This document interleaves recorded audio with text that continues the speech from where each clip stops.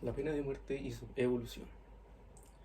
La pena de muerte fue durante gran parte de la historia de la humanidad la sanción máxima perpetrada por una autoridad judicial. Esta práctica es tan vieja como la historia de la humanidad misma, desde el nacimiento de la propiedad privada, el nacimiento de la autoridad y el surgimiento de las civilizaciones. La pena de muerte ha sido útil para los estados para deshacerse de quienes los estorban o hayan cometido un crimen contra la ley, ya sean delincuentes, criminales, violadores, asesinos, entre otros. Para resumir de manera concisa en qué consiste esta práctica, fue la condena máxima de un tribunal de justicia en varias naciones alrededor de todo el mundo. Está considerada que el castigo por la violación de una determinada ley merece quitarle cualquier derecho de absolución o redención al preso.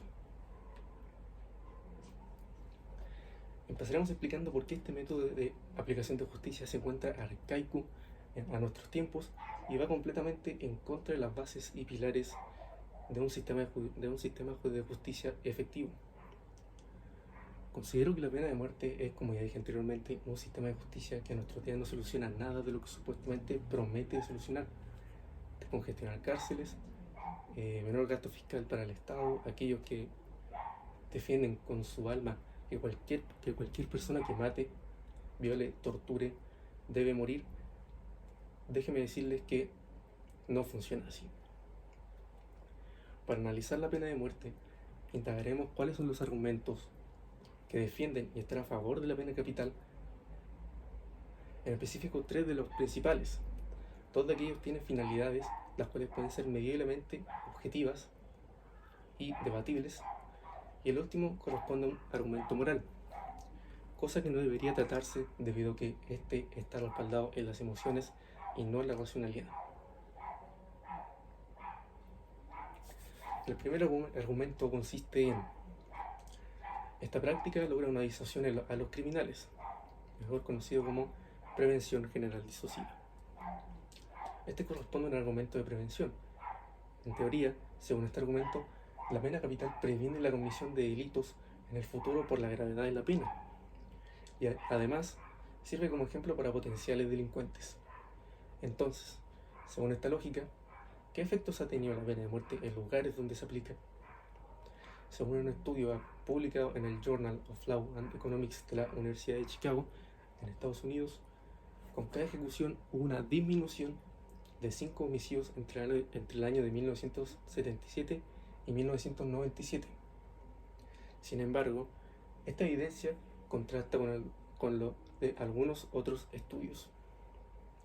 Un informe realizado por el Centro Abdelrahman Boroumand, que es una organización dedicada a la promoción de derechos en Irán, encontró que en 10 de los 11 países que abolieron la pena de muerte hubo una reducción en las tasas de asesinatos en la década posterior a la abolición de esta condena. Sin embargo, de este estudio tampoco se puede concluir que la reducción de la tasa de homicidios se deba a la abolición de la pena de muerte o a otros factores. Para conocer con mayor los efectos de la pena de muerte, el Consejo Nacional de Investigación de Academias Nacionales de Ciencias de los Estados Unidos conformó un comité de expertos sobre el tema que realizó un tema de estudios sobre la pena de muerte publicados a lo largo de 30 años, hasta el año 2012. La conclusión fue que no existe la evidencia para afirmar que la pena de muerte reduce la tasa de homicidios, concluyendo además que tampoco existe la evidencia de lo contrario. Es decir, que la pena de muerte aumente la tasa de homicidios, concluyendo así que no existen pruebas para demostrar que la pena de muerte tenga efecto en sí en la tasa de homicidios. El segundo argumento corresponde a lo siguiente: el gasto fiscal requerido para imponer esta condena es menor que el de otras condenas. En este caso, ¿podemos decir que la pena de muerte implica menores costos fiscales? El argumento aquí es que el Estado no tendrá que mantener a un preso, puesto que éste será ejecutado. Sin embargo, un estudio de investigadores de la Universidad de Seattle reveló que casos de pena de muerte implican un mayor presupuesto fiscal en comparación con el presidio perpetuo calificado, sanción que implica que la persona tiene que pasar el resto de sus días en la cárcel. Así, el estudio revela que en 5 de las 6 etapas del proceso aumentan los gastos: encarcelamiento, precondena, defensa, enjuiciamiento, resguardo policial y apelaciones.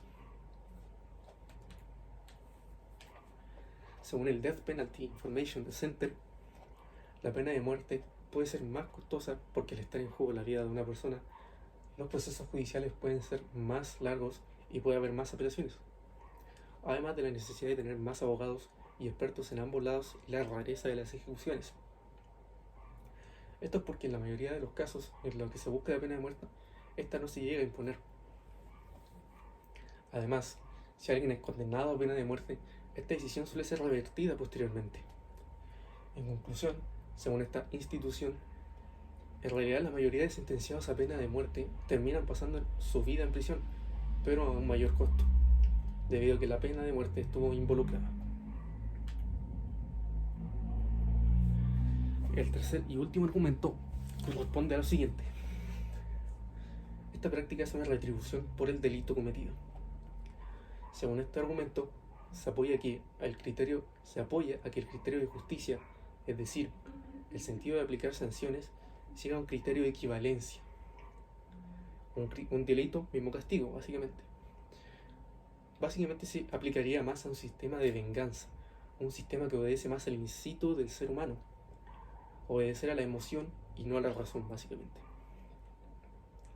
En este caso, este último argumento corresponde a un argumento moral, por lo tanto, no puede ser evaluado empíricamente, por lo que no debería ser tratado a la hora de discutir este tema. Entre muchos otros argumentos, como aquellos que toman como ejemplo a los Estados Unidos, quienes en gran parte de los estados que conforman este país está legalizada la pena de muerte, cosa que no tiene sentido, considerando la alta tasa de delincuencias y homicidios que tiene Estados Unidos. Este no debería tener la relevancia y no tiene sentido que se apoyen en este argumento. En conclusión, con esta postura, la cual está a favor de la pena capital, esta está en claro que apoya la eliminación de cualquier causante que atente contra el bienestar de las personas, abogando que una sociedad tiene el derecho de mantenerse como una estructura social y las personas que lo conforman. Cualquier acto delictual en contra de este tiene como solución la eliminación del causante, apoyándose además en que si un delincuente perpetra un crimen grave como el de homicidio, ¿quién dice que no sería capaz de volver a realizarlo cuando éste tenga la oportunidad de hacerlo? Y por último, recalcando que es inútil y es un mal gasto de fondos públicos el mantener encerrado a alguien que nadie puede asegurar que sea capaz de reintegrarse a la sociedad. Y por otro lado, está la postura en la cual me baso para realizar este discurso, y es la postura con la que estoy de acuerdo. Es la de estar en contra de la pena de muerte, debido a que se está pasando a llevar exactamente lo mismo que se está condenando: el derecho a la vida, además de la existencia de la posibilidad del verdadero arrepentimiento por parte de la persona que ha sido condenada por la pena de muerte. Y sí, todo nos ha pasado cuando vemos un delito o crimen en contra de una persona en el cual le cuesta la vida, en el cual se comete de una manera inhumana, o también cuando una persona, solamente para apropiarse de los bienes de otra persona, le quita la vida. Naturalmente todos sentimos rabia e impotencia, incluyéndome. En momentos de indignación, cuando he visto la comisión de estos delitos y la manera en la que los han llevado a cabo, he pensado, desde la rabia, debería de aplicarse la pena de muerte. Pero claro, esto es una emoción, y el derecho no está gobernado por emociones. En el derecho y en la justicia gobierna la razón, por la sencilla razón de que si gobernase la emoción, no existiría una estabilidad jurídica o una certeza jurídica. Ante cada caso se aplicaría un criterio de justicia diverso, lo cual no puede ser correcto para un Estado.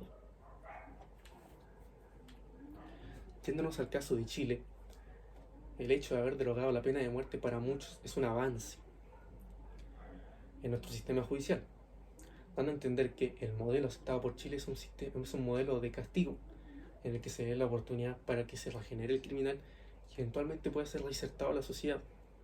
Y obviamente la sanción que debe aplicarse debe ser proporcional al delito o crimen cometido, poniendo como sanción máxima el presidio perpetuo calificado. Dicho esto, otro de los compromisos aceptados por Chile como sistema judicial es un sistema de garantías. Y el primer derecho que se debe garantizar es el derecho a la vida, por lo que aplicar la pena de muerte sería contradictorio con los derechos fundamentales. Básicamente, el sistema prohíbe que yo prive de la vida a otra persona, pero el Estado puede aplicar esta sanción. Dicho esto, complementando lo anterior mencionado, y para finalizar, el sistema judicial está administrado por seres humanos, y los seres humanos se equivocan. Existen casos en los que las personas han sido condenadas siendo inocentes, y el solo hecho de imaginarse el error que es condenar a muerte a alguien que es inocente, da de qué pensar.